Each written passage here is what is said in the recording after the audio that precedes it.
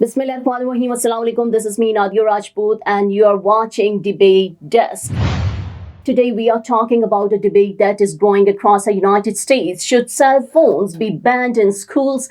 This question was at the center of national news briefing hosted by American Community Media on April 3rd, 2026, titled, Do Cell Phone Bans at School Help or Hurt Students?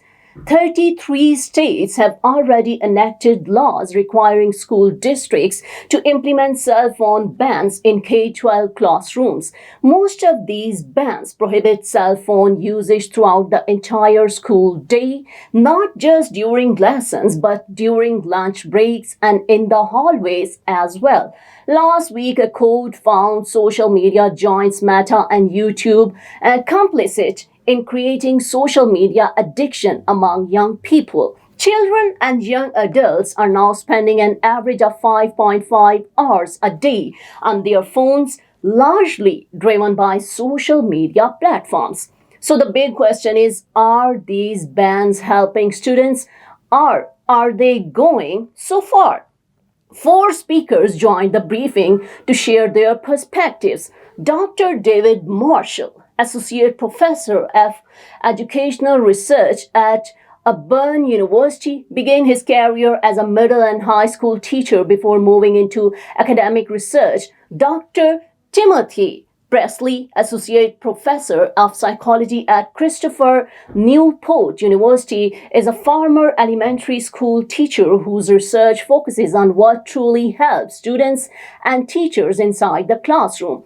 Nicholas Torres is a recent high school graduate from Houston, Texas, who speaks from district personal experience. And Kai Beaver is a senior at Glenda Hills Charter High School, editor-in-chief of our school newspaper, The Plot Press, and has committed to attend Yale University. According to Dr. Presley, research shows that cell phone bans do improve student focus and reduce disruptive behavior in the classroom. However, he noted that academic improvement in test scores was not always seen in the first year of a ban. Researchers believe this reflects a transition period as both students and teachers adjust to the new policy. Dr. Marshall raised a broader point. He argued that while phone bans can play a role, they should not be seen as a solution to all the challenges facing K-12 education. Challenges like outdated curricula and overcrowded classrooms and underpaid teachers. The ban, in his view, needs to be part of a wider strategy. From the student side, Kai Beaver argued that simply removing phones doesn't prepare young people for a world that runs on technology. She called for schools to teach students how to manage their digital lives responsibly rather than just restricting access. Nicholas Torres was open about the effects of phone addiction, noting that many students notice a real difference in their mood and focus when they step away from apps like TikTok. But he also raised the question of student rights, pointing out that for many teenagers, the phone is not just a distraction, but a tool for connection and creativity. Journalists at the briefing raised important questions as well. Many asked what happens when a student needs to contact a parent in an emergency. Others asked about students with disability or health conditions who may depend on their phone for support.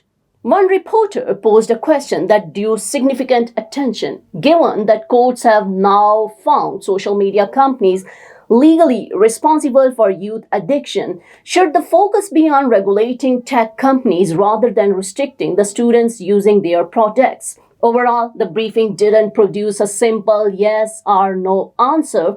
What came through clearly is that the most effective approach combines reasonable in school restrictions with digital literacy education, greater family involvement, and honest conversation about how young people use technology today. Let me know your thoughts in the comment below, and don't forget to like, share, and subscribe for more updates. That's all for now. Keep watching DESI TV USA. Please like, subscribe, share, and comment.